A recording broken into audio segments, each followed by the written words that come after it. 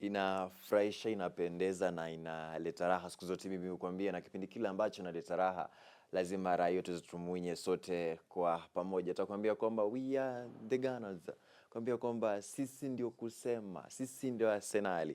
Hivi sasa shalitoa taji la EPL baada ya ukame wa miaka 22. Baadhi ya kizazi cha jinsia hawajashuhudia Arsenal wakibeba taji, lakini hapo jana walishuhudia peupe mchana akiweza kubeba lile taji la EPL. Lakini kikubwa zaidi tutakuwa tunaanza na hapa nchini Kenya, maana ni mambo mengi sana ya soka ambayo yameweza kufanyika. Tukianza na hapa nchini Kenya, ligi ile ya SportPesa Premier League, kumekuwa na mambo mengi sana ambayo amekuwa akiweza ku zambaa mitandaoni juma hili. Kumbuke kwamba Gor Mahia alikuwa apige mechi yake dhidi ya Mara Sugar, lakini kwa sasa ni dairi shairi kwamba Gor Mahia atakuwa na tawazu wa bingwa wa taji la SportPesa Premier League atakapokuwa anapatana na ule mwana Mara Sugar. Manake Mara Sugar atandaga adovona kwa ule Gor Mahia. Kumbuka kwamba FC Leopard alipata kichapo cha magoli 2-1 dhidi ya ule mwana APS Bomet. Na huyu mwana APS Bomet amekuwa akiweza kufight relegation. Mwisho wa siku ameweza kuponyoka chini ya kocha Sami Pamzo, kuambia kwamba ameweza kuponyoka relegation, na hivi sasa atakuwa anaweza kushiriki katika ligi kuu msimu ujao mwaka 2026 na mwaka 2027. Vile vile kumbuka hapo jana Bidco United ilipata kichapo cha magoli magoli 2-0 dhidi ya ule mwana Murang'a Seals, na dairi shairi kwamba Bidco United Luere ashaondokea katika ligi ile ya SportPesa Premier. Na Sofapaka ambaye alitangulia kitambo zamani alishaondokea katika ligi ile ya SportPesa Premier League. Vile vile kumbuke ya kwamba Kariobangi Sharks ameweza kuyaga mashindano yale ya SportPesa Premier League. Kwa hivyo ndairi shairi kwamba Kariobangi Sharks, Bidco United na vile vile Sofapaka ama Batoto Bamungu watakuwa wanaweza kwenda katika ligi ile ya NSL ama National Super League. Hapo jana Shabana alitoka sare dhidi ya Uma na Sofapaka ambaye ameweza kuondokea ligi ile, na kumbuka kwamba Sofapaka alimnyima Shabana alama 3 za kuweza kupigania nafasi ya 3 bora pale juu. Alafu vile vile kumbuka kwamba Nairobi United alitoka sare dhidi ya Kenya Police ambaye ndio bingwa tetezi wa taji hilo la SportPesa Premier League, ambaye atakuwa anaweza kumkabidhi Gor Mahia kwa mara nyingine tena chini ya kocha Aknora. Kwa hivyo bado tunasubiri mahakama iweze kuamua kesi kati ya Gor Mahia na Mara Sugar mechi ya kwa. Kumbuka kwamba Mara Sugar aliandaa uwanja kule Awendo, Gor Mahia akaweza kukataa, akasema kwamba uwanja ule aweze kukidhi umati wa watu ambao watakuja pale, lakini kulingana na sheria na kanuni za FKF, ikiwa basi kama uwanja utakuwa uko sawa, uwanja utakuwa umeweza kukidhi ile viwango ambavyo FKF inahitaji, kuna ile uwezekano wa kuweza kuahirisha uwanja ule hadi maeneo mengine. Nakumbuka kwamba Gor Mahia walishataka ama waliweza pendekeza kuweza kuahirisha ule uwanja hadi kule katika maeneo ya Homa Bay, akisema kwamba tukacheze kule, lakini Mara Sugar alikataa. Manake jambo la kwanza, uwanja wa Homa Bay uko mbali, kwambia kwamba 200 kilometers far away from home is not allowed. Kwa hivyo nasubiri kesi iweze kuamuliwa, tujue kwamba mechi ile itakuwa inachezwa wapi, Gor Mahia dhidi ya Mara Sugar. Na ikumbuke kwamba ikiwa Gor Mahia atapoteza dhidi ya Mara Sugar, ikiwa atatoka sare, bado ndairi shairi kwamba atakuwa analetwa lile taji. Manake bado ana mechi 2 mkononi anacheza na FC Leopard, anasalia na mechi 1 peke yake. Na kutazama hivi sasa Gor Mahia anashikilia nafasi ya kwanza kwa alama 68 baada ya kucheza mechi 32. Nafasi ya pili ni FC Leopard ana alama 64, anashindiwa alama 4 na Uma na Gor Mahia, na hivi sasa FC Leopard amesalia na mechi 1 peke yake. Kenya Police anashikilia nafasi ya 3 kwa alama 53, huku Shabana kufunga nafasi ya 4 kwa alama 52. Alafu Nairobi United wanafunga 5 bora kwa alama 50. Nilivyokujuza hapo awali ni kwamba Kariobangi Sharks, Bidco United na Sofapaka washayaga mashindano yale, manake sioni namna uwezekano wale pia kuweza kurejea tena katika ligi ile, labda Ulinzi wakiteleza, ndio hivyo na mambo yatakuwa. Lakini kikubwa zaidi, mechi kati ya FC Leopard na APS Bomet, umetazama kocha Fred Ambani akitoa cheche akiweza kutokubaliana na ile matokeo ya FC Leopard dhidi ya APS Bomet, akisema kwamba ukufunzi nchini Kenya una kijibarua. Manake mwisho wa siku alisema kwamba ikiwa ligi hapa nchini Kenya haitabadili namna ya ukufunzi ama namna ya ile uamuzi kunradi, sema uamuzi hapa nchini Kenya, officiating has got iko na I have got a long way to go. Tazame hapa kocha Fred Ambani akiweza kulalamika kusema kwamba mwisho wa siku hajaweza kutendewa haki, manake alisema kwamba aliyekuwa mwamuzi wa kati tokea kule katika eneo la Luo na mechi ambayo anachezesha ni FC Leopard, na FC Leopard wanabishania ubingwa na Gor Mahia. Kwa hivyo ikaleta tafruko. Na mimi kwa kwamba sasa Fred Ambani anasema kwamba ikiwa msimu ujao mambo haya yatajirudia officiating, mwisho wa siku soka la Kenya has got a long way to go. Manake mwisho wa siku officiating iko itaamua mechi, there is no need of us going kwenda pale uwanjani kuweza kucheza. Nakubaliana na kauli zake Fred Ambani baada ya kuweza kushindwa hapo jana na kuweza kuhakisha kwamba anapigwa magoli 2-1 na kuweza kulalamikia officiating hapa nchini Kenya. Kwenye comment section itakuwa inafana sana, itakuwa inapendeza, itakuwa inaleta raha. Kabla sijaondoka hapa nchini Kenya, kumbuka ya kwamba timu ya Harambee Stars chini ya umri wa miaka 17 walikuwa wanaweza kuchuana na Uganda Cranes kutoka kule Uganda kwa michuano ya kufuzu kombe la dunia kwa wachezaji wasiozidi umri wa miaka 17.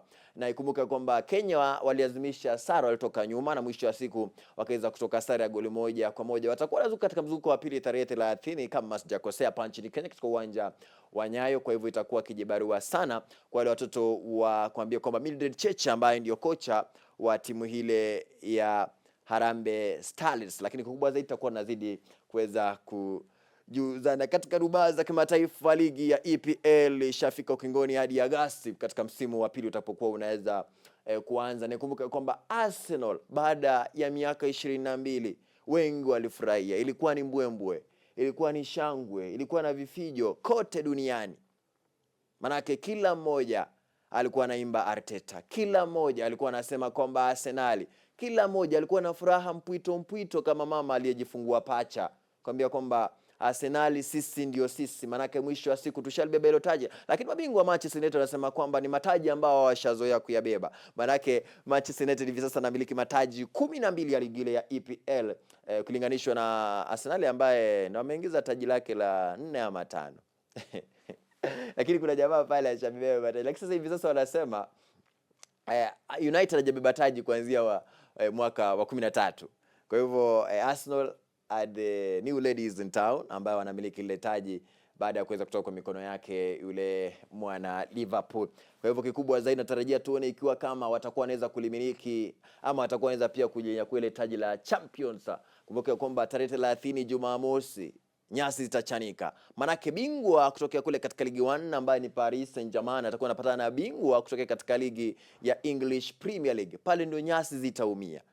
Pale nyasi zitaumia. Manake Arteta ataka kujihakikishia kwamba mimi ninaliweza. Mimi niliweka baina nikaeka wazi kasema kwamba ikiwa Arsenal atakuwa anabeba taji ya Champions League, nitasema kweli wali deserve kubeba EPL. That's when I'll have my signature. Nitasema kwamba yenyewe they have done it well. Lakini kwa sasa kelele za chura zimzuii ng'ombe kunywa maji.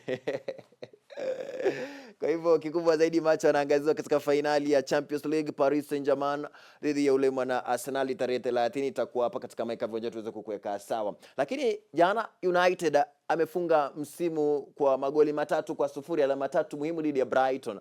Kwa hivyo dairisha ili kwamba Manchester United atakuwa anamaliza nafasi ya 3 kwa alama 71. Manchester United nafasi ya 3 kwa alama 71. Amejikatia tiketi ya ushiriki katika michuano ya Champions League msimu ujao. Burnley alitoka side ya Wolves, alafu Crystal Palace akapata kichapo cha magoli 2-1 dhidi ya Arsenal. Kumbuka goli la Crystal Palace liweza kukataliwa, ikaweza kwamba ilikuwa ni offside, lakini mwisho wa siku ingeishia sare. Arsenal angepata taji kwa kuweza kutoka sare. Alafu Fulham dhidi ya Newcastle akapata ushindi Fulham akiwa nyumbani. Manchester City dhidi ya Aston Villa, City alipokea kichapo jana cha magoli 2-1. Ai, Guardiola ambaye hivi sasa shaondokea sema kwamba Luwere Arsenal, Luwere Manchester City kunradi, pata kichapo, anaondoka na kichapo. Forest dhidi ya Bournemouth akatoka sare. Chelsea yake Xabi Alonso kuanzia tarehe 1 mwezi Juni, pata kichapo cha magoli 2-1 dhidi ya Sunderland. Spurs aliponea tundu la sindano hivi kidogo tu kaweza kusalia katika ligi ya English Premier League. Manake alikuwa ashaondokea, alikuwa anapiga dhidi ya Everton. Lakini bila shangaa sana Everton anashika nafasi ya 13, lakini anamkazia mwenzake ateremke manze. Hapo tutajua kwamba ligi kuu ya kule Uingereza haina match fix. Ingekuwa ni hapa nchini Kenya, wacha nisiseme. Kwa hivyo Tottenham Hotspur msimu ujao atakuwa anasalia katika ligi ya EPL. West Ham dhidi ya Leeds United, hata baada ya kupata ushindi wa magoli 3-0, West Ham atakuwa anaondokea katika ligi ya EPL, atakuwa anaweza kupatikana katika ligi ya Championship. Kwa hivyo tarajia West Ham ataleta ushindani mkali sana katika ligi ile ya Championship. Arsenal bingwa hapo jana, alafu Wolverhampton, Burnley na vile vile West Ham. Wolverhampton, Burnley na West Ham, they'll be no longer participating in English Premier League. Kwa hivyo tutakuwa tunaona Coventry akikuja, alafu vile vile Hull City atakuwa vile vile anapanda, alafu vile vile Middlesbrough kama sijakosea watakuwa wanaweza kupanda katika ligi ile ya English Premier League. Timu yako imefanya vipi msimu ambao umepita katika ligi kuu kule Uingereza? Je, wewe ni mwana Manchester United na kila kitu cha kujivunia? Maana Manchester United ndio baadhi za timu ambazo zina kocha wapya. Manchester United chini ya mkufunzi Michael Carrick, atakwambia kwamba Carrick ball. Alafu Chelsea kuanzia tarehe 1 mwezi Juni atakuwa chini ya mkufunzi Xabi Alonso. Ikumbuke kule Manchester City atakuwa anaondokea Pep Guardiola. Na anapoondoka Pep Guardiola, hatujui nani ambaye atakuwa anachukua mikoba yake. Maana Guardiola ameshasema Luere atakuwa anaenda zake kuweza kupumzika, alafu mwisho siku tutamwona katika akiweza kufunza baadhi za mataifa, na ameweza kupiga upato sana katika taifa la Italy. Tuone kama atakuweza kuchukua majukumu ya kuweza kuifunza timu ile ya Italy. Kwa hivyo kikubwa zaidi tutakuwa nazidi kuweza kujuzana mengi. Kumbuke ya kwamba Arsenal yake Arteta are the champions of 2025-2026 EPL title. Mimi kutoka kwangu nitasema kwamba congratulations to Arsenal, manake kuambia kwamba chanda chema huvikwa pete, na kizuri cha jiuza, kibaya cha jitembeza. Kwa Arsenal wamejaribu sana na wamebisha, mwisho wa siku washapatiwa.